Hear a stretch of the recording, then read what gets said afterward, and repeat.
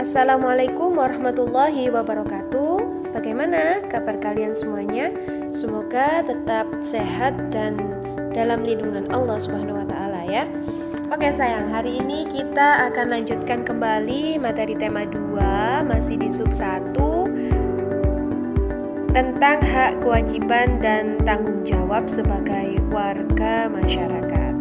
Oke. Sebelumnya kalian sudah mempelajari materi yang ada di buku tema 2. Apa sih tanggung jawab itu?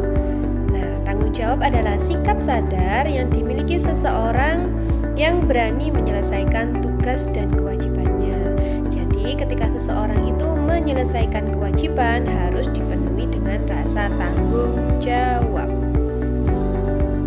Nah, tanggung jawab dibagi menjadi beberapa jenis. Yang pertama ada tanggung jawab terhadap diri sendiri, tanggung jawab terhadap keluarga, tanggung jawab terhadap masyarakat, tanggung jawab terhadap bangsa dan negara, dan juga tanggung jawab terhadap Tuhan. Oke, kita bahas satu persatu jenis-jenis tanggung jawab. Tanggung jawab terhadap diri sendiri contohnya adalah menjaga kebersihan, kemudian rajin belajar, dan juga konsisten dalam bersikap. Selanjutnya, tanggung jawab terhadap masyarakat contohnya adalah gotong royong, menjaga keamanan, memberikan bantuan kepada warga.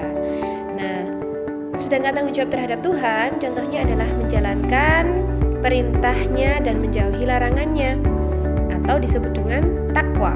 Nah, kemudian bisa kita lakukan juga dengan cara bersyukur atas segala nikmat yang sudah diberikan oleh Tuhan.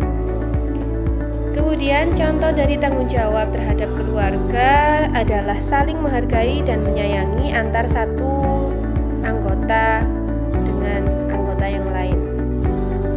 Kemudian menjaga kebersihan rumah. Nah, itu menjadi tanggung jawab semua anggota keluarga. Selanjutnya adalah tanggung jawab bangsa dan negara. Contohnya adalah mengamalkan Pancasila dalam kehidupan sehari-hari. Jadi, Pancasila itu ada tidak hanya untuk dihafalkan, tapi juga untuk diamalkan dalam kehidupan sehari-hari. Kemudian menjaga nama baik negara.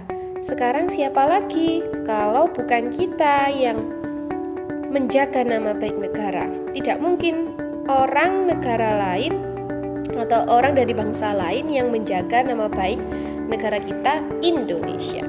Nah, selanjutnya adalah menjaga persatuan dan kesatuan bangsa. Hindari yang namanya pertengkaran. Oke, kemudian adalah hak dan kewajiban. Hak dan kewajiban di sini kita bedakan. Hak itu adalah sesuatu yang mutlak menjadi milik seseorang. Nah, kita bisa memperoleh hak kalau kita sudah melaksanakan kewajiban. Nah, sedangkan kewajiban sesuatu yang harus dilakukan dengan penuh tanggung jawab. Jadi, keduanya ini saling berhubungan.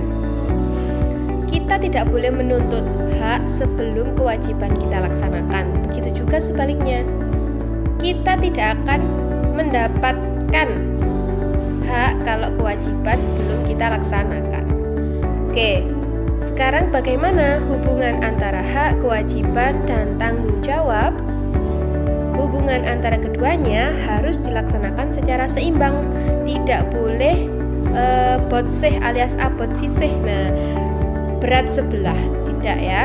Kemudian dilarang menuntut hak sebelum kewajiban terlaksana dengan penuh tanggung jawab. Kalau kewajibannya belum dilaksanakan dengan penuh tanggung jawab, maka jangan heran kalau kita belum mendapatkan hak. Nah, ini ada contoh hubungan antara hak, kewajiban, dan tanggung jawab sebagai warga masyarakat. Hak sebagai warga masyarakat, misalkan nih, kita itu berhak memilih dan dipilih dalam suatu pemilihan. Nah, bagaimana kewajiban kita sebagai warga masyarakat? Kewajiban kita adalah berpartisipasi dalam pemilihan sesuai dengan asas Luberjurdil. Nah, yang terakhir adalah tanggung jawab sebagai warga masyarakat. Bagaimana? Kita harus bisa menerima dan melaksanakan hasil pemilihan. Oke, the last one. Akibat tidak adanya tanggung jawab adalah orang yang bertanggung jawab akan melaksanakan tugas dan kewajiban yang diberikan dengan sebaik-baiknya. Tanpa ada tanggung jawab, berarti kita tidak menyadari baik dan buruk perbuatan yang sudah kita lakukan. Oke, itu tadi pembahasan materi kita hari ini. Semoga menjadi ilmu yang bermanfaat. Dan apabila ada yang ditanyakan, bisa langsung hubungi saya ya. Oke, terima kasih. Alhamdulillah. Wassalamualaikum warahmatullahi wabarakatuh.